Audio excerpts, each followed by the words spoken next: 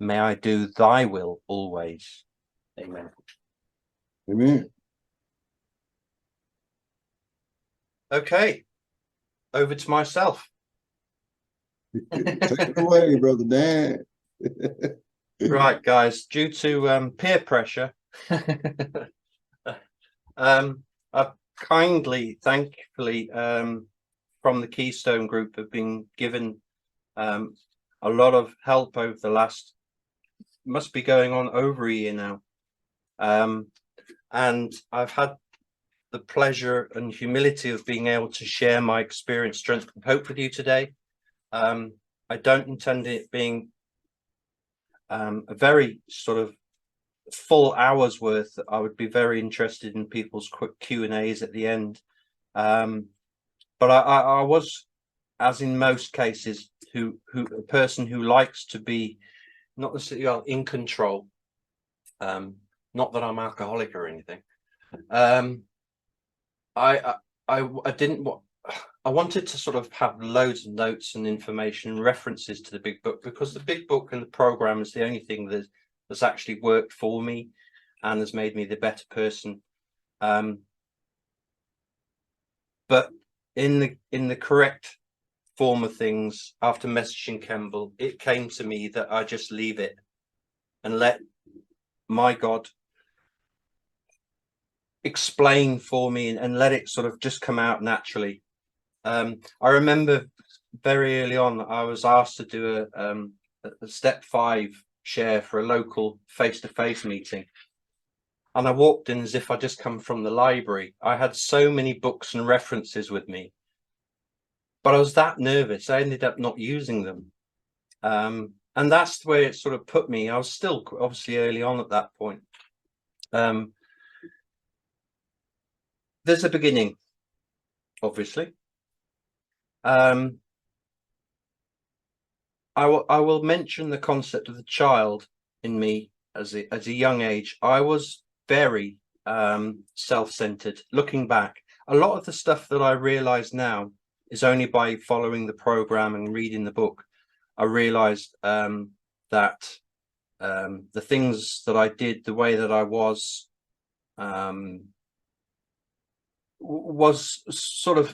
there very early, before even alcohol became something to indulge with, and then later my drinking career. Whether I don't understand the concept as to whether people are born alcoholic or that way inclined, but I was very self-centered, even though one of 4.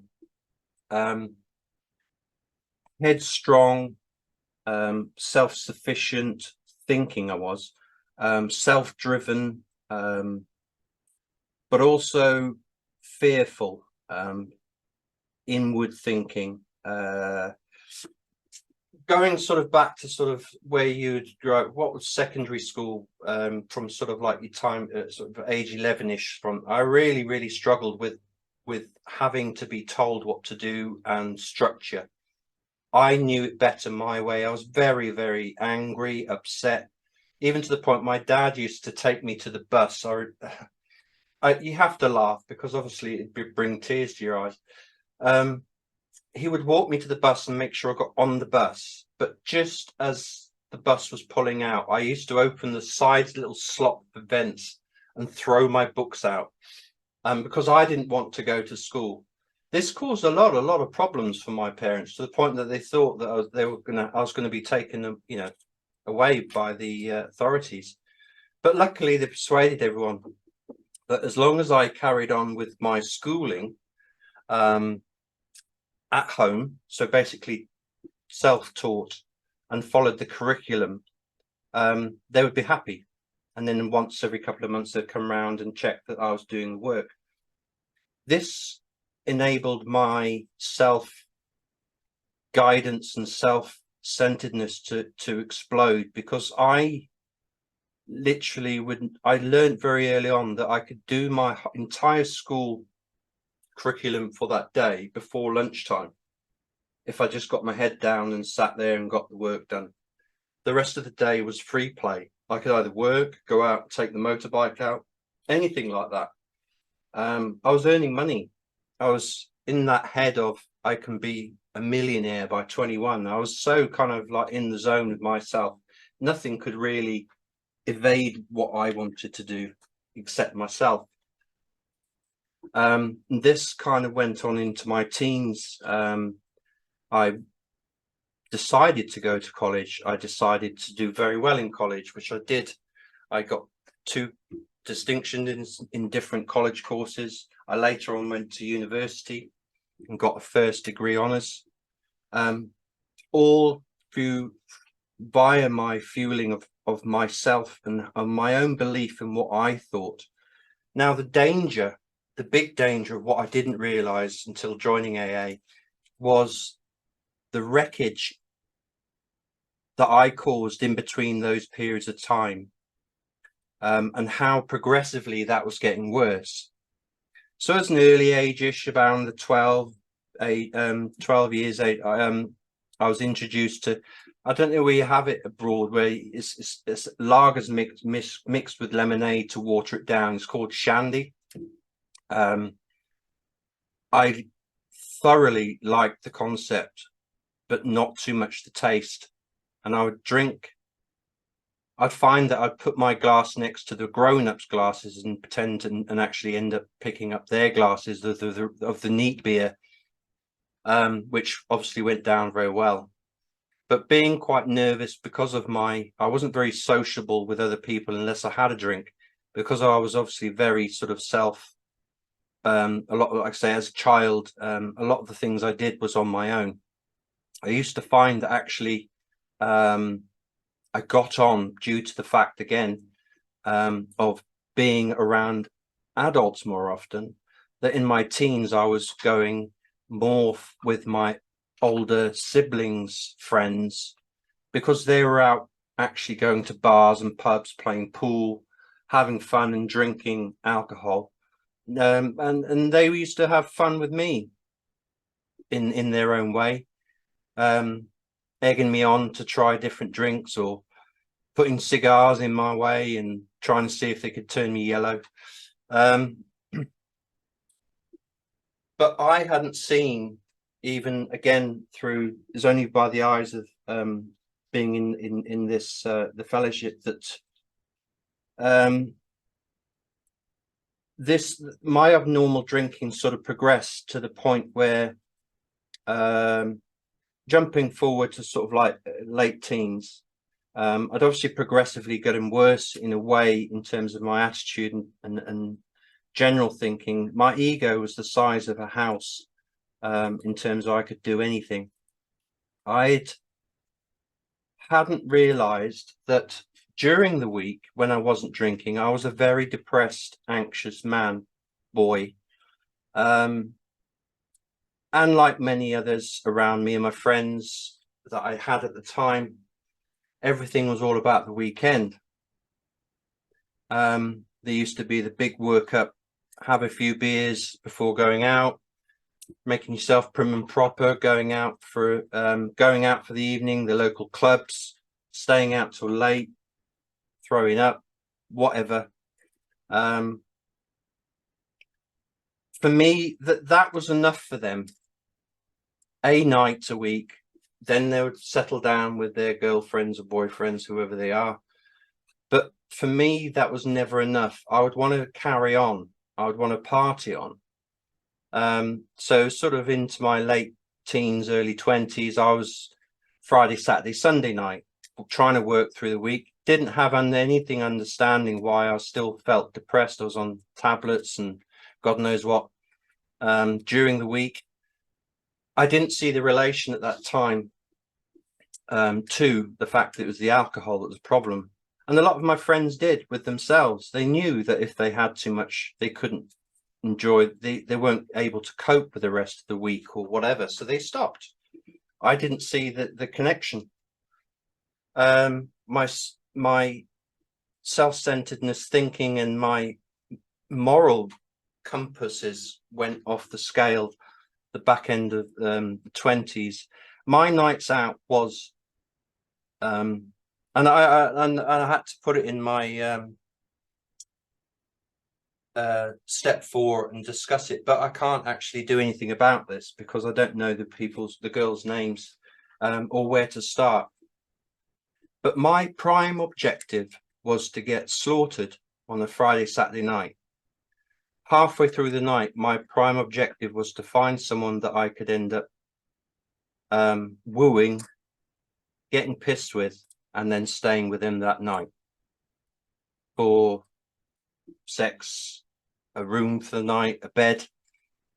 And these poor women didn't see me in the morning because by about 4 o'clock, I was gone. As soon as I woke up, I just thought, what the fuck have I done? And then leave. And swear on myself that I'd never do that again. The following 5 days later, I'm in the same boat. And I kind of thought I was the bee's knees. I really thought in my head that I was successful. They liked me being that way. And I took that into my own sort of domestic living concepts during my life. I think I used to work out, I used to train in gyms, I used to go for publication sort of payments and things like that for modeling or anything like that just made me sort of sing out as being amazing. I mean, horribly. I mean, I would be out on a sort of like a Saturday night in a club, and I'd see my girlfriend at the time that day or something, her best friend, and make moves on them. Or if I was doing a sports, I was into karate and rowing and all sorts of things. Again, on for the pull. My moral compass was that I got off, dated the female instructor of the karate, dumped her for another younger model, and wondered why the karate instructor decided to kick me in the throat during a lesson, but carry on being the same person. I didn't see any of this. It's only because of the program. When I first came in, I literally thought there was nothing wrong with me. I literally thought I just had a bit of a drinking problem, and now I'll see it through, and my attitude and everything with life is fine. Pray to God I've frigging worked this out, because as we were just talking before this started, that I must have had something looking after me, because at that point I don't know how I've not injured myself seriously or killed myself or somebody else. I have to refer, because my share has to be because of the book and the program. I can't do anything generally, not to sort of sound like I need it. It's just that I relate so much to it. And it's the self-propulsion. Bill talks about it on page 7. It relieved me somewhat to learn that in alcoholics, this will is amazingly weakened when it comes to battling alcohol, though it often remains strong in other respects. I found myself quite unemployable. I became self-employed very, very early on, because I was in control. So I haven't actually worked for somebody since my early teens. Jumping forward to sort of mid-20s, I then had a wife, settled down, actually found someone comfortable while sober that I could be with. That was the main problem. I really could not understand or feel comfortable with another woman when sober. I realize that now. I was trying to rack my brain about a year ago about relationships, because it's something that I'd read in a story once.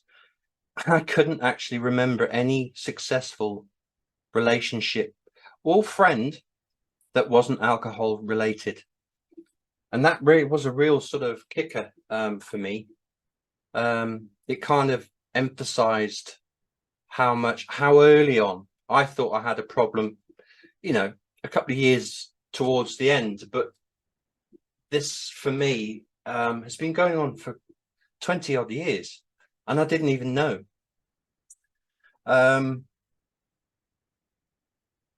So we had a house, we moved geographically in the UK. Still at this point, my career was photography, digital art. I was going to take over the world with my digital prowess and be very good at it and make a lot of money. I couldn't see that then my alcoholic drinking was making me very, very depressed during the working day. So obviously I wasn't being that successful financially. And that was progressively getting worse and worse. My wife was taking on 2 jobs to keep the money coming in. It sounds like Bill's story already, isn't it? To the point, actually, we went bankrupt, lost £300,000 worth of everything that we'd built up. I was drinking easily 3 bottles of wine every day. This is like 15 years ago.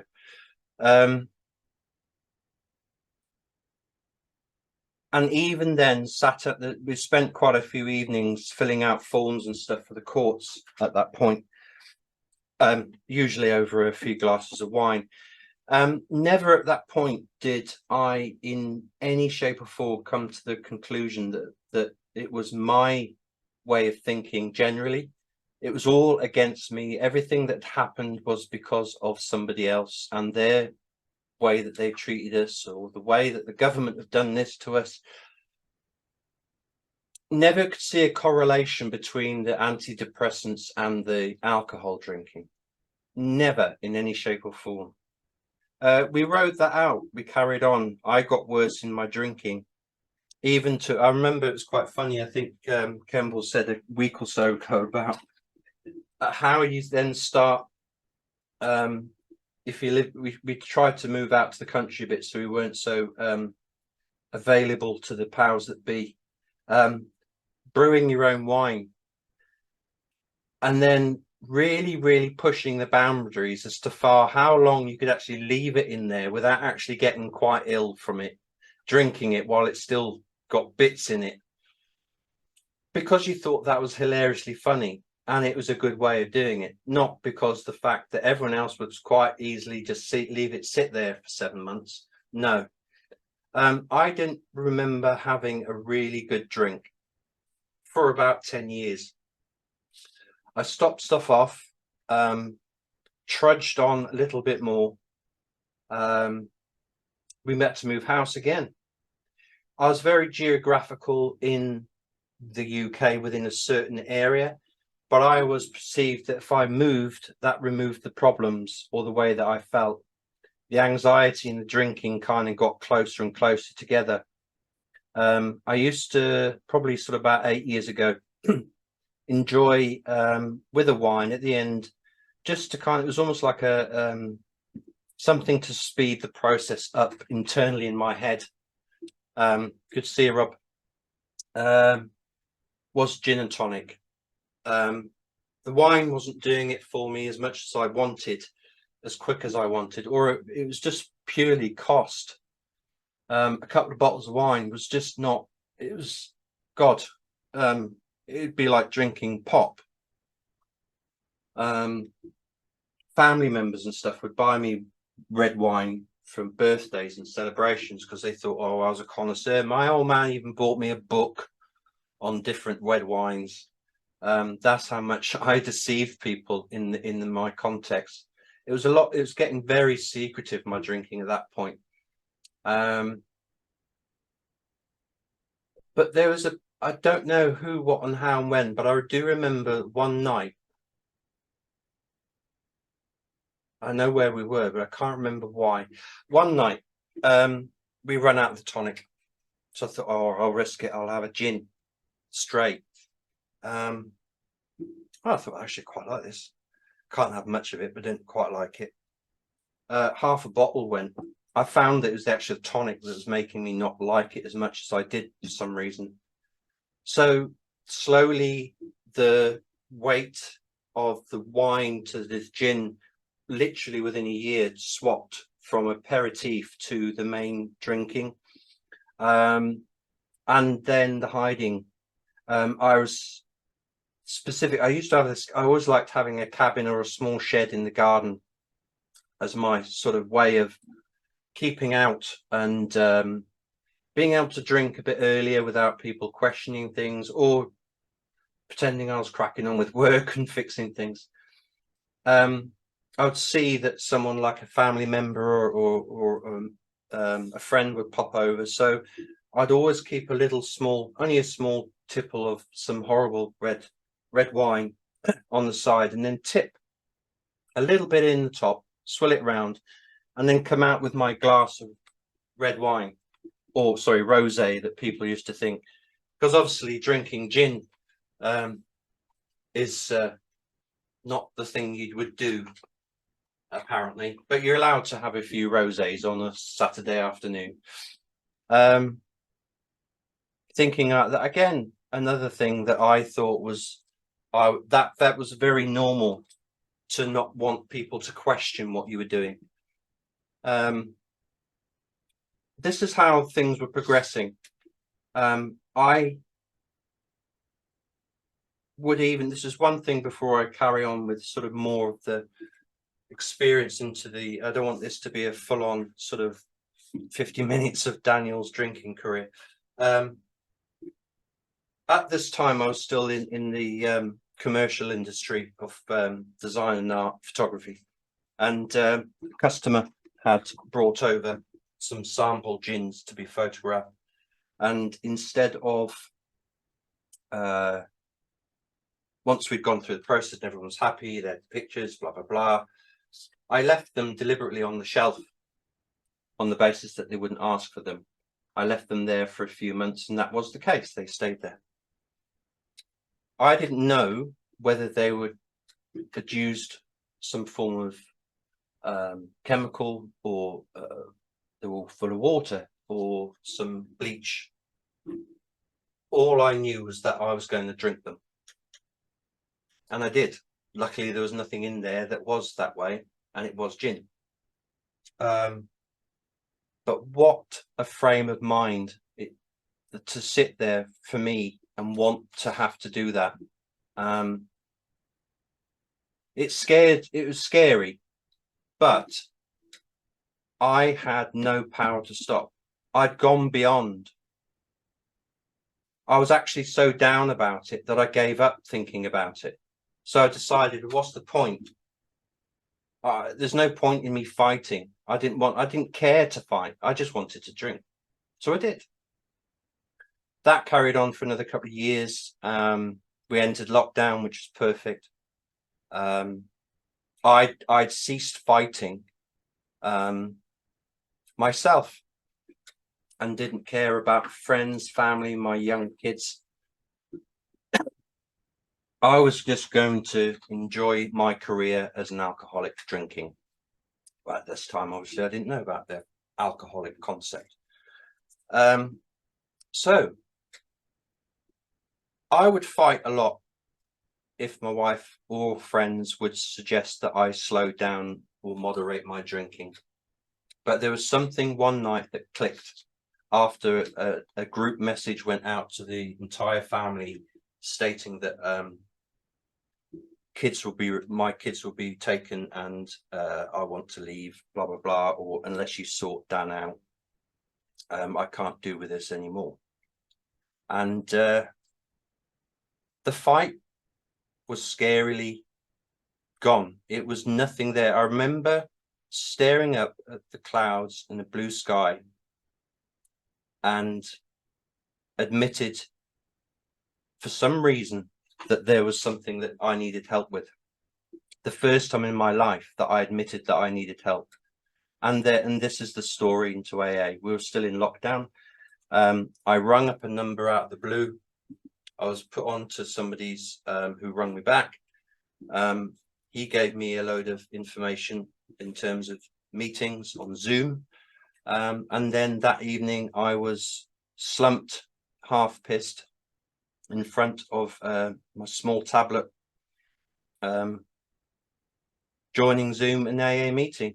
And the very first thing that came in after being introduced and saying hello and just sit there and listen was how it works. This particular group, they did the how it works on every single meeting to start it. So I'm just looking at the time. And there's one thing that really stuck with me, and it has done ever since, really. Rarely have we seen a person fail. I didn't understand what that was about. I will actually give a little bit of my interpretation of how the AA didn't work initially for me and how I was really struggling. For the real alcoholic, the chronic alcoholic, the heavy drinker, the shockingly now I realize process of saying to somebody on the depths of their almost killing themselves, dying internally from not drinking, the racing brain, the utter roller coaster of a head brain, to turn around and say to them 90 and 90, then ask what the hell that means and say that you come to 90 meetings for 90 days and that's that, and get a sponsor. So what's a sponsor? Someone who helps you through the 12 steps. What's the 12 steps? All these things I had to ask and I had no idea. I thought, well, okay, I'll give this a shot. I went to meetings all over the place online, tried to find local ones because I perceived that obviously once we came out of lockdown, I would need to see these people. I didn't get any information further sort of sent through to me. I introduced myself and said, hello, this is the reason why I'm here, blah, blah, blah. I never had a telephone number for easily a month. I finally plucked up the courage that I presumed was the way forward, was asking for a sponsor instead of the sponsor going to the newcomer. He said he would help me temporarily. I personally believe that in my personal experience that he was still a spiritually sick person, because it was very much about himself. A lot of stuff outside the program, and I got told to shut up about asking about going through the steps. I was listening to audios from the past. I was listening to the readings from the big book, from apps, and listening to the actual phrases in the books and things like that. And I something stuck in me to realize that this program was going to make a serious amount of good change in me, and I was getting very frustrated and scared that I was doing, even in AA, something wrong. I felt like I was a little schoolboy asking to have a little bit of, I don't know, go out for the toilet and the teacher snapping at me. What a way to bring somebody who's new into the fellowship and start rambling on about other stuff that's not relevant, and actually arguing with them when they want the help. I sat on this. Our last conversation was that I did forget to ring him, because I had to ring him daily at a certain time. It's my first Father's Day. Sober ever, obviously, and I was feeling pretty good about myself. I'd gone over during the day to go and see my dad, and I drove. It ended with him being very angry with me, and said, you may as well go and fucking sponsor yourself then, Dan. I was left obviously feeling pretty shit about things. Somehow I don't know to this day why I still didn't go out and get a drink, because I thought I'd fucked up AA. It was pretty much the morning after. This is going to be a random one. I was driving to work, about 4 miles down the road. There was a van in front of me, and this bird out of nowhere. I'll bring this up because it means a lot to me for some reason. This bird flew straight into the side of the van. The van carried on. Obviously, probably didn't even know what hit it, but I could see it fall to the ground, slap into a puddle.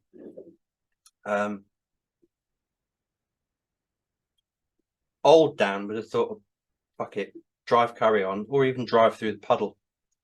But I actually decided, no, I'm really concerned. I stopped, pulled over, and it actually just knocked itself out for a little bit, and it would have probably drowned in the puddle. So I carefully picked it up. It came to, put it next to the side of the tree on the side of the road, gave it a stroke on the head, because obviously birds know they want that, don't they? Yeah, you know what I mean. And drove off, and I thought, well, if I come back in a couple of hours, it's gone. What a happy ending. And it'd gone. So that bird lived, and that was the moment I realized it was caring for other people. And it was actually from that moment I realized that if I can stick with this and find someone to help me through this, I'm on the right track.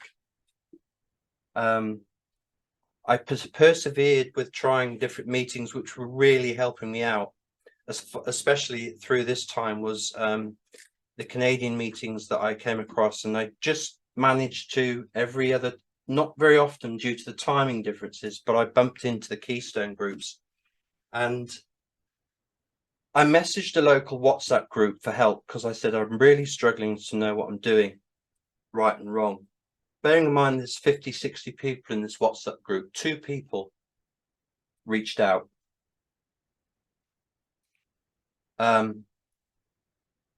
We had a Zoom chat, clicked, and within a month I'd gone through the whole 12-step process. Now, everything over I'm probably on month 4 now of AA. So I'm very, very, very lucky. It didn't feel like that at the time. There's a lot of people in there with me. I was having to work my arse off still at work. There's people, I was bearing in mind, I sort of thought I'd going through the steps before this had happened. I was getting resentments from other people in the meetings because they'd taken themselves off sick leave for 6 months while they've made themselves better. All I remember, another saving grace in my head when I was struggling big time, the very first couple of weeks, months, was thy will. And I didn't even know, I must have heard it somewhere, but I always just remember this. I don't know, some days it would run 100 times in my head. And I realized, obviously, later on, especially when this chap helped me through the steps, I understood the concept and why I was doing that. But what was in that position to put me in to understand that this is a very important thing for me to do, but also things to make me understand and to be shocked to the point of saying that the spiritual life needs to be continued, i.e. like the bird. With being armed with the facts, I continued on finding big book based structured meetings so that I could understand, learn more. I'm a slow reader. I struggle with, I'm actually dyslexic. So the big book is actually the very first book that I have read in entirety in approximately 15 years, because I was very shy, very quiet, and didn't want to speak out loud about my problems or relations, or actually then refer back to something, because I struggled to read it back. I later found out, again, something that had been hidden via my alcoholism was that I decided to make sure that I had tests, etc., which came out that I have an autistic and ADHD issue, which explained a few things. But I didn't do this just because I was trying to sidestep the fact that I'm an alcoholic. It was these things that my disease was trying to constantly make me feel inferior, deliberately saying that I am worthless, deliberately putting me in a situation that only alcohol was the solution for me, and hiding so that I didn't ask for help, in the fact that not being able to read certain words, or when I look at paper, sometimes the words are in the wrong order, the letters are in the wrong order, or potentially that certain things that I forget or can't remember is down to something else, that I'm not, there's a chemical makeup of myself. It helped me to understand that I needed the program more. So it wasn't a deflection.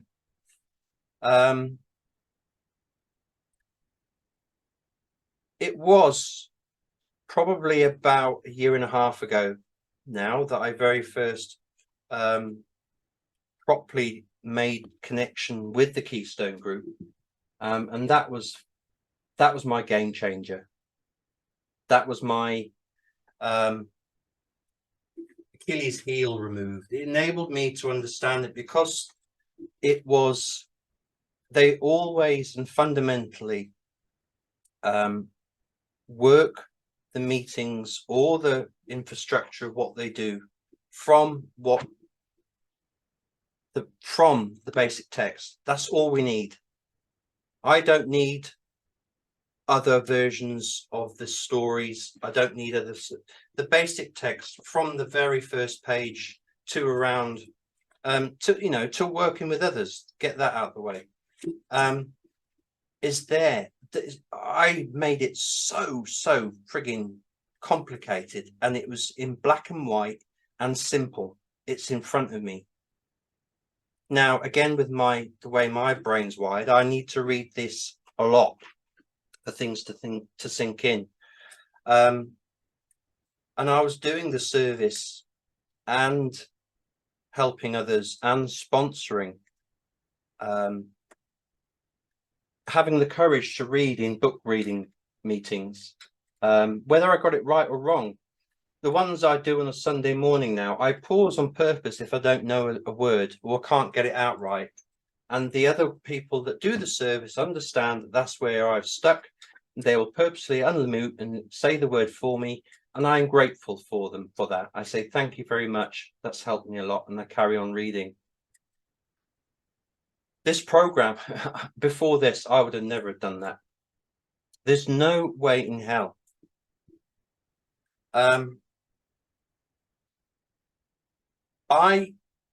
Okay, so we're coming up to sort of like late in the evening here ish, about 9 o'clock in the evening. It's coming up to.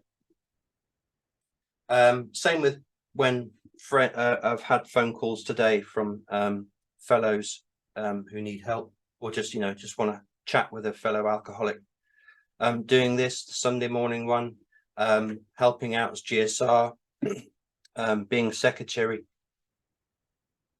There is absolutely no inherent feeling of why should I be doing this. It's an urge to want to be able to help and be of service to people, and it's such a fundamental difference to the man that was literally only 2.5 years ago. I enjoy it. I help.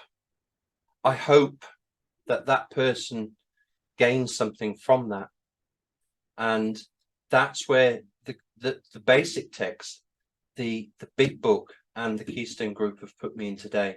And with that, I'll